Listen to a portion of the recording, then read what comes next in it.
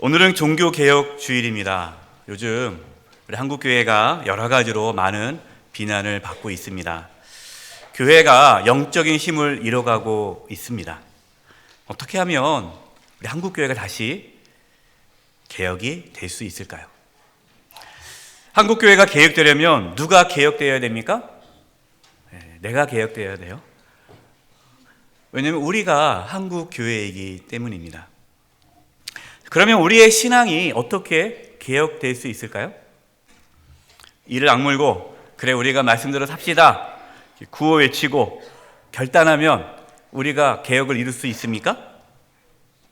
우리의 신앙적인 어떠한 결단이 부족해서 신앙의 개혁이 이루어지지 않고 있는 겁니까? 그렇지 않죠. 신앙의 개혁은 구호나 결단으로 이루어지지 않습니다. 우리가 힘이 없어서 개혁을 이루지 못하는 것이 아닙니다. 오히려 힘을 쓰려고 하니까 개혁이 되지 않는 거예요. 오늘 말씀의 제목은 연약함입니다. 연약함. 한국교회 문제, 우리의 신앙의 문제는 연약함을 깨닫지 못하는 데 있습니다. 오늘 말씀을 통하여서 저와 여러분의 연약함을 깨닫고 하나님의 은혜로 신앙의 개혁이 이루어지기를 간절히 바랍니다. 첫 번째입니다. 한번 따라서 해보십시오. 자신의 연약함을 인정해야 합니다. 27절입니다. 예수께서 제자들에게 이르시되 너희가 다 나를 버리리라. 이는 기록된 바 내가 목자를 치리니 양들이 흩어지리라 하였음이니이다. 예수님께서 제자들과 마지막 만찬을 하시고 이제 그 밤에 감난산으로 가셨습니다. 감난산에서 예수님은 이 제자들이 자신을 버릴 것이다라고 말씀하십니다. 여기서 버리다라는 이 단어가요, 걸려 넘어지게 하다라는 뜻이 있어요. 걸려 넘어지는 거예요. 그러니까 스스로 넘어지는 것이 아니라 어디에 걸려 넘어지는 거예요. 그러니까 제자들은 스스로 예수님을 버린 것이 아닙니다. 예수님이 붙잡히시니까 예수님이 십자가를 지는 그걸 보면서 두려워서 자기들도 붙잡힐까 봐 두려워서 예수님을 저버린 것이지 그냥 그 제자들이 뭔가 악의가 있어가지고 예수님을 버린 것은 아닙니다. 그렇기 때문에 제자들이 예수님을 버린 것은 제자들의 연약함 때문이죠.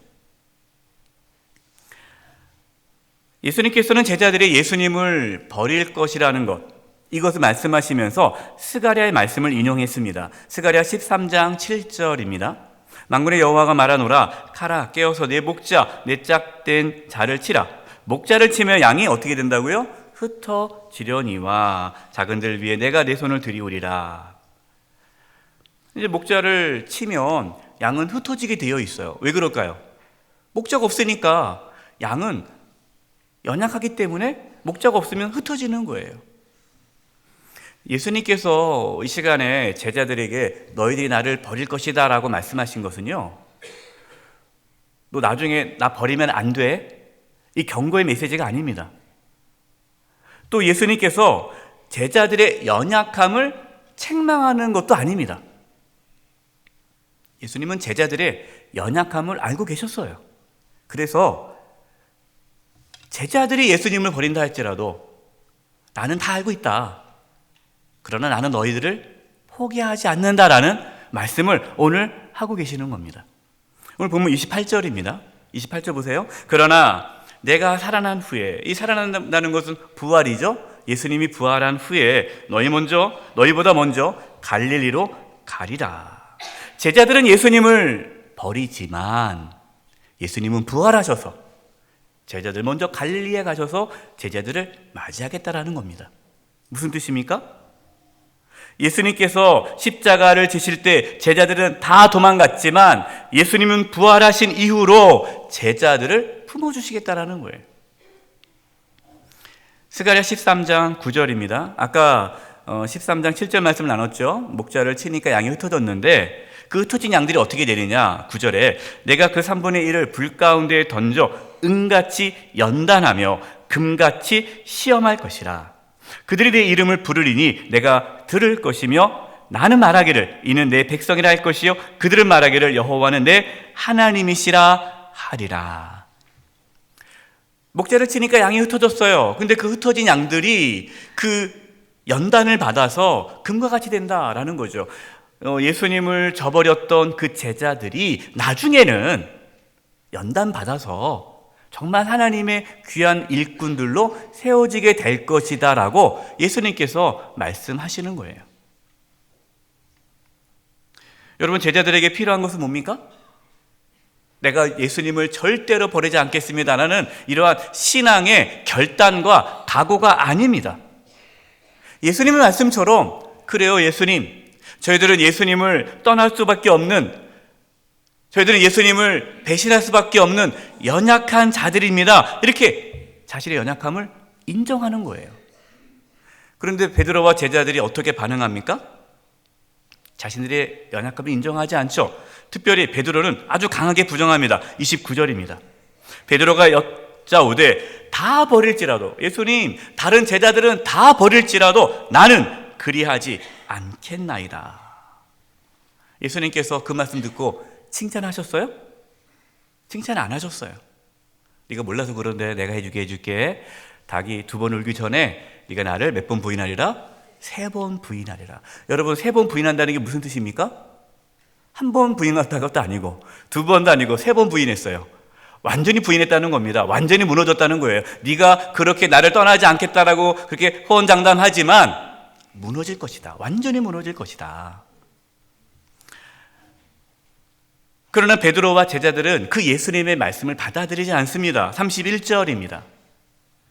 베드로가 힘있게 말하되 내가 주와 함께 죽을지언정 주를 부인하지 않겠나이다 하고 모든 제자도 이와 같이 말하니라.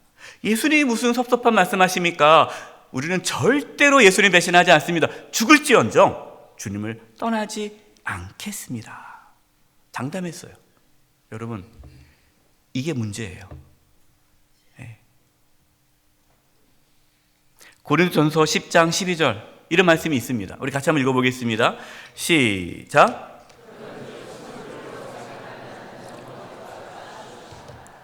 선줄로 생각하는 자는 뭐 하라고요? 넘어질까 조심하라. 아, 됐다. 나는 절대 주님을 배반하지 않을 겁니다 라고 생각하는 사람은 넘어질까 조심하라.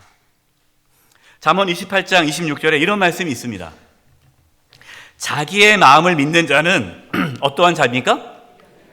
미련한 자예요. 자기 마음을 믿는 자. 어떤 분들은 목사님 저는 작심 3일이에요. 예. 그럼 작심 며칠 될 줄 알았어요? 예. 작심 3일도 많이 가는 거예요. 우리의 마음을 믿는 자는 미련한 자예요. 우리는 여러분 그렇게 강하지가 않아요. 제자들은 예수님의 말씀보다 자신들을 더 믿었습니다. 자신들이 절대로 예수님을 떠나지 않고 부인하지 않을 것이라고 확신했어요. 여러분은 예수님을 잘 따를 수 있다라고 장담할 수 있습니까? 우린 장담 못해요. 자신의 연약함을 인정하지 않는다라는 것은 자기를 부인하지 않는 거예요. 제자들은 자기를 부인하지 않았습니다. 자신들의 충성과 헌신을 내세웠어요. 예수님은 이 제자들이 나중에 자신들의 연약함을 깨닫게 되지 않겠습니까? 이렇게 제자들이 나는 절대로 주님을 배반하지 않겠습니다 했는데 24시간도 되기도 전에 다 예수님을 부인해요. 그때 이들이 좌절하지 않고 예수님께 나올 수 있도록 미리 말씀해 주시는 거예요. 너희들 나 부인할 거야. 예수님은 자신을 3번이나 부인하는 베드로를 끝까지 지켜줄 것을 말씀하십니다. 오늘 본문에는 우리 마가복음 본문에 나오진 않은데요. 이 동일 본문이 누가복음에 있는데 누가복음 22장 31, 32절에 이렇게 예수님께서 말씀하십니다. 이 말씀은 이제 베드로가 3번 부인할 거다라고 말씀하시면서 시몬아 시몬아 베드로야 베드로야 보라 사탄이 너희를 밀가부르듯 하려고 요구하였으나 그러니까 사탄이 넘어지게 한다는 거죠. 그러나 내가 너를 위하여 내 믿음이 떨어지지 않기를 기도하였노니 너는 돌이킨 후에, 회개죠. 회개한 후에 내 형제를 굳게 하라. 베드로가 걸려 넘어졌어요. 예수님이 붙잡히시자 다른 제자들도 다 그게 두려워서 예수님을 부인했단 말이에요. 그러나 그 제자들이 완전히 주님을 떠나지 않게 된 것은 우리 주님께서 그 영혼들을 위해서 기도해 주셨기 때문이라는 거예요. 여러분, 저와 여러분이 이렇게 예수님을 잘 믿게 된 것, 이렇게 믿음 생활을 이어갈 수 있는 것은 우리의 신앙적인 결단과 노력 때문이 아니에요. 주님의 은혜입니다. 성령께서 말할 수 없는 탄식으로 우리를 위해서 기도해 주시기 때문에 우리가 이 자리에 이렇게 예배 드릴 수 있는 믿음을 갖게 된 겁니다. 제자들은 예수님을 부인했지만 예수님은 제자들을 포기하지 않으셨습니다. 참된 신앙은요, 자신의 연약함을 인정하면서부터 시작됩니다. 저와 여러분은 연약합니다. 자신의 연약함을 인정할 때에 하나님의 은혜가 임하는 것이에요. 두 번째입니다. 한번 따라해 보십시오. 하나님께 엎드려 기도해야 합니다. 예수님은 제자들이 나를 버릴 것이다 라고 말씀하신 다음에 이제 베드로, 야고보, 요한만 데리고 겟세마네 기도하러 가십니다. 그곳은 평소에 예수님과 제자들이 기도했던 기도 장소예요. 예수님은 십자가를 지시기 전에 왜 그렇게 간절히 기도하셨을까요? 자신의 연약함을 드러내시고 하나님의 능력을 붙잡기 위해서입니다. 연약하지 않으면 기도하지 않죠. 기도 안 하시는 분들 왜 기도 안 합니까? 내가 할 수 있다고 생각하니까 기도 안 하는 거예요. 우리가 연약하기 때문에 하나님께 기도하는 겁니다. 여러분, 예수님께서 이제 십자가 지시기 전, 바로 전에 이제 겟세마네에서 기도하시는데 그때 예수님의 마음이 어떻을 것 같습니까? 33, 34절입니다. 베드로와 야고보와 요한을 데리고 가실새 심히 놀라시며 슬퍼하사 말씀하시되 내 마음이 심히 고민하여 죽게 되었으니 너희는 여기 머물러 깨어있으라 하시고. 어떤 분들은 이렇게 생각하는 분이 있어요. 예수님이 십자가 지실 때 그냥 아무런 고민 없이, 아무런 고통 없이 그냥 쉽게 십자가를 지셨겠다라고 생각하는데 여러분, 그렇지 않아요. 예수님께서 쉽게 그렇게 십자가 지신 것이 아닙니다. 어떠한 고통도 없이 그냥 이 정도야 뭐 하면서 이렇게 아무런 고민 없이 가시지 않으셨어요. 오늘 말씀에 내 마음이 심히 고민하여 죽게 되었다. 여러분, 이 표현은요, 아주 말할 수 없는 불안함과 두려움과 무서움과 슬픔과 고통이 나를 엄습해서 내가 꼭 죽을 것 같다라는 고백이에요. 여러분, 예수님께서 이렇게 연약한 모습을 보여줬던 적이 한 번도 없습니다. 그동안 예수님이 얼마나 당당하셨어요. 종교 지도자 앞에서도 죽음을 두려워하지 않았습니다. 당당하셨던 분이에요. 두려움이 없으셨어요. 폭풍이 일어나도 두려워하지 말아라, 이런 분이셨어요. 그런데 오늘 본문에, 오늘 말씀에서 예수님은 너무나도 연약한 모습을 보입니다. 벌벌 떨고 계세요. 그럼 여러분, 예수님께서 지금 이렇게 막 떠시고 불안해하시고 두려워하시고 염려하고 근심하는 이 이유가 무엇입니까? 예수님이 십자가 지는 게 두려워서, 십자가 지는 게 얼마나 아플까? 이 못 지키면 못에 박히면 아플 텐데, 십자가 무거울 텐데. 여러분, 그 십자가 지는 게 육체적인 두려움 때문에 지금 예수님께서 이렇게 고민하고 있는 겁니까? 그렇지는 않아요. 예수님이 이미 알고 계세요. 본인이 십자가를 진다는 것은 이미 알고 계셨기 때문에 그것을 받아들이는, 거부하는 것은 아닙니다.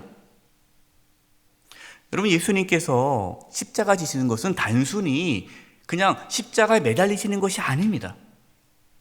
예수님은 모든 인류의 모든 인류의 죄를 짊어지시는 거예요. 하나님의 저주와 심판을 한 몸에 받으시는 거예요. 이사야 53장 5절과 6절입니다. 그가 찔림은, 예수님의 찔림은 우리의 허물 때문이요, 그가 상함은 우리의 죄악 때문이라. 그가 징계를 받음으로 우리는 평화를 누리고 그가 채찍에 맞음으로 우리는 나음을 받았도다. 우리는 다 양 같아서 그릇 행하여 각기 제 길로 갔거늘 여호와께서 우리의 모두의 죄악을 그에게, 예수님에게 담당시키셨도다. 예수님은 우리의 모든 죄악을 짊어지고 하나님의 심판과 저주를 받아서 하나님과의 관계가 끊어지는 고통을 겪어야 했어요. 여러분, 이 죄의 무게가 너무나도 크기 때문에, 하나님의 심판과 저주가 너무나도 크기 때문에 예수님은 그 십자가 지시기 전에 울부짖으신 거예요. 예수님이 고통을 견디고 하나님의 뜻을 이룰 수 있도록 하나님께 엎드려 간절히 기도합니다. 35절, 36절입니다. 조금 나아가사 땅에 엎드려 될 수 있는 대로 이때가 자기에게서 지나가기를 구하여 이르시되, 아빠 아버지여, 아버지께는 모든 것이 가능하오니 이 잔을 내게서 옮기시옵소서. 그러나 나의 원대로 마시옵고 아버지의 원대로 하옵소서 하시고. 여러분, 예수님은 하나님이시죠? 예수님은 하나님의 아들이십니다. 예수님은 하나님이세요. 그러나 또 예수님은 완전한 인간이세요. 그렇기 때문에 인간의 연약함을 보여주신 겁니다. 하나님께서 계획하신 구원의 방식이 있어요. 예수님도 압니다. 그러나 그 방식이 너무나도 자신에게 있어서는 고통스럽고, 자기가 그 모든 하나님의 심판을 홀로 다 받아야 되는 그 죄의 무게가 너무 힘들기 때문에 이 방법 말고 다른 방법은 없습니까? 다른 방법이 있다면 그 방법대로 구원해 주세요라고 기도하는 거예요. 근데 여러분, 예수님의 이 기도는요, 십자가를 지고 싶지 않아가지고 다른 길을 구하는 게 아닙니다. 자신의 연약함을 고백하는 거예요. 주님, 하나님, 나는 이것을 할 수 없지 않습니까? 그러나 하나님께서 이 방법 외에는 다른 길이 없음을 말씀하신다면 제가 그거를 따르겠습니다. 나의 원대로 마시옵고 아버지의 원대로 하옵소서. 예수님은 자신의 연약함을 인정하면서 하나님의 뜻을 이룰 수 있도록 간절히 기도하였습니다. 오늘 본문에 나오지 않지만 동일 본문 누가복음에서 22장 43, 44절에 이런 말씀이 있어요. 천사가 하늘로부터 예수께 나타나 힘을 더하더라. 예수께서 힘쓰고 애써 더욱 간절히 기도하시니 땀이 땅에 떨어지는 핏방울 같이 되더라. 예수님께서 자신의 연약함을 드러내시고 하나님께 간절히 기도할 때에 하나님께 천사를 보내주셔서 예수님에게 힘을 더했다라는 거예요. 여러분, 기도가 무엇입니까? 기도는 단순히 내가 원하는 거, 하나님 이거 해주세요, 저거 해주세요, 내 소원을 간구하는 게 기도가 아닙니다. 물론 그런 기도의 모습도 있어요. 그러나 진짜 기도의 목적은 내 뜻을 하나님의 뜻에 맞추는 게 기도의 목적이에요. 우리는 기도하는 가운데에 내 뜻을 하나님의 뜻에 맞춰가는 것입니다. 그리고 기도를 왜 합니까? 그 하나님의 뜻이 온전히 이루어질 수 있도록 나에게 믿음과 힘과 용기를 달라고 기도하는 거예요. 하나님께 간절히 기도하심으로 주님을 따를 수 있는 그 믿음과 용기와 힘을 얻을 수 있기를 바랍니다. 마지막 세 번째입니다. 따라서 해보십시오. 예수님을 따라가야 합니다. 예수님께서 그렇게 기도하고 딱 오시는데 제자들이 다 뭐 하고 있어요? 자고 있어요. 졸고 있어요. 너무나 안타까운 거예요. 얼마나 피곤하면 졸겠습니까? 근데 사실 누가 더 피곤해요? 예수님이 더 피곤하죠. 제자들보다. 근데 제자들은 그냥 피곤하다고 조는 거예요. 왜 졸까요? 자신들의 연약함을 잘 모르니까 기도할 그런 마음이 약한 거예요. 뭐 나는 할 수 있다 하니까. 예수님께서 깨웁니다. 제자들을. 그러면서 이렇게 말씀하십니다. 38절 우리 같이 한번 읽어보겠습니다. 시작.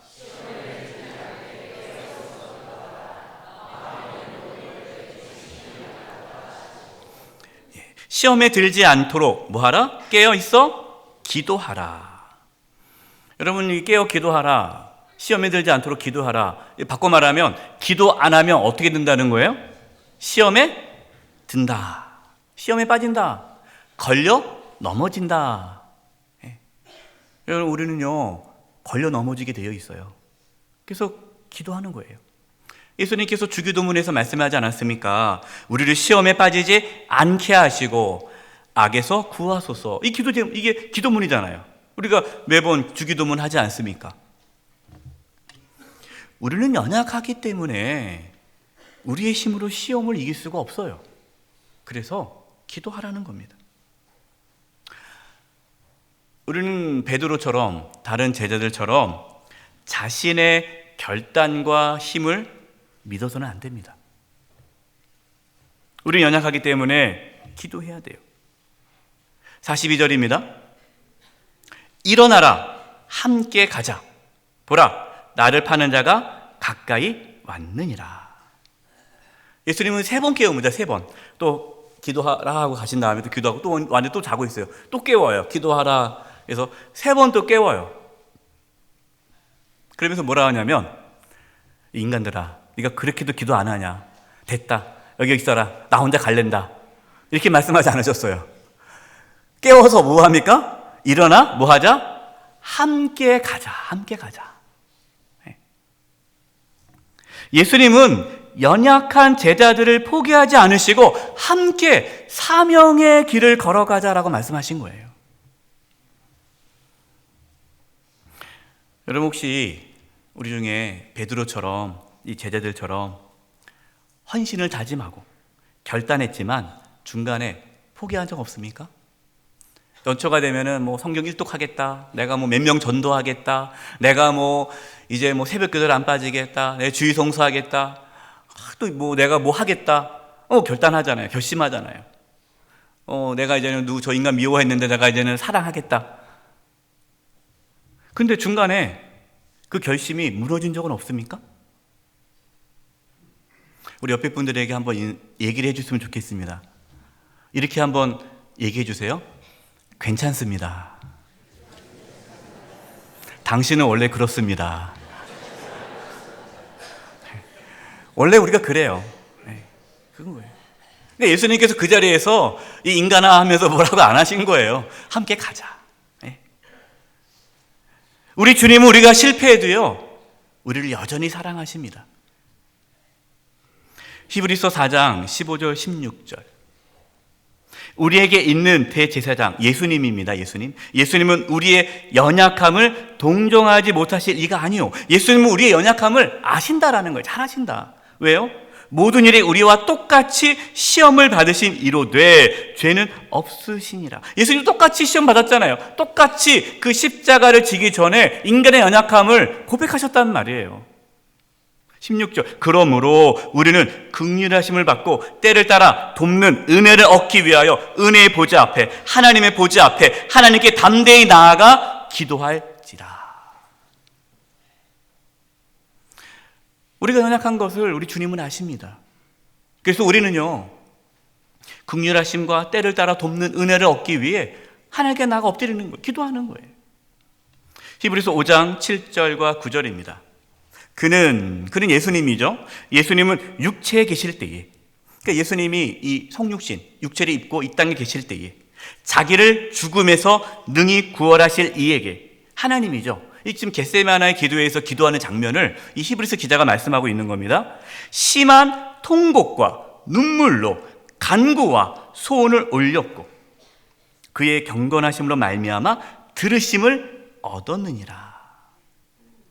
그가 아들이시면서도 받으신 고난으로 순종함을 배워서 온전하게 되셨은즉 자기에게 순종하는 모든 자에게 영원한 구원의 근원이 되시고, 예수님은 그 연약함 가운데 어떻게 그 하나님의 뜻을 이루어 가는지 이 겟세마네의 기도, 이 모습을 통해서 우리에게 보여주셨어요. 예수님은 하나님의 아들이시지만 고난 가운데 순종함을 배우셨습니다. 보여주셨습니다. 우리가 예수님을 따라간다라는 것은 예수님처럼 우리의 연약함을 인정하고 고백하면서 하나님의 도우심을 구하며 살아갈 때에 우리도 예수님처럼 고난 가운데 순종함을 이룰 수 있게 될 것입니다. 결론입니다. 지난 주중에 어떤 권사님과 이야기를 했어요. 근데 이 권사님이 너무나 마음이 아프대요. 왜 그러냐 하니까 자기가 너무 연약하다는 거예요. 그러니까 하나님의 뜻대로 살겠다라고 막 다짐하고 결단해도 잘 되지 않아서 너무나 죄송스럽다라는 거예요. 특별히 가족이 다 예수님을 안 믿는데 자신의 삶에 뭔가 부족해서 자기가 본이 되지 않는 삶을 살아서 가족들이 예수님을 안 믿는 것은 아닌가, 그 생각 때문에 너무 마음이 괴롭대요. 여러분, 우리의 힘과 결단으로 예수님을 따를 수 있습니까? 없습니다. 우리는 자신의 연약함을 인정해야 합니다. 자신의 연약함을 인정하는 그것이 자기를 부인하는 거예요. 여러분, 예수님을 따르려면요, 먼저 자기를 부인해야 돼요. 그러니까 내 안에 예수님을 따를 만한 선한 능력이 하나도 없습니다. 이 고백이 있어야 돼요. 근데 또 이것으로 끝나면 안 돼요. 어떤 분들은 전 연약합니다. 계속 그냥 그 자리에만 있으면은 진짜 연약한 걸로 끝나요. 그러면 안 되고 하나님께 엎드려 기도해야 돼요. 기도는 자신의 뜻을 하나님의 뜻으로 바꾸는 능력이 기도 가운데 있어요. 우리는 기도하는 가운데에 그 하나님의 뜻을 감당할 수 있는 믿음과 힘과 용기를 얻게 되는 거예요. 여러분, 사람들에게 무엇인가 보여주려고 애쓰지 마세요. 우리는 보여줄 게 없어요. 보여줄 게 없어요. 우리는 연약합니다. 하나님께서 저와 여러분을 지켜주시고 이끌어 가실 겁니다. 신앙의 여정은 하나님께서 붙드시는 여정이에요. 하나님께서 우리를 붙잡아 주신 겁니다. 이것을 깨닫고 우리의 연약함이 하나님의 능력을 가져오는 기회가 되기를 간절히 축원드립니다. 기도하겠습니다. 하나님 아버지, 저희들 연약합니다. 아무것도 할 수 없습니다. 부족합니다. 저희들을 붙잡아 주셔서 끝까지 주님을 따를 수 있게 이끌어 주시옵소서. 예수님의 이름으로 기도드립니다. 아멘.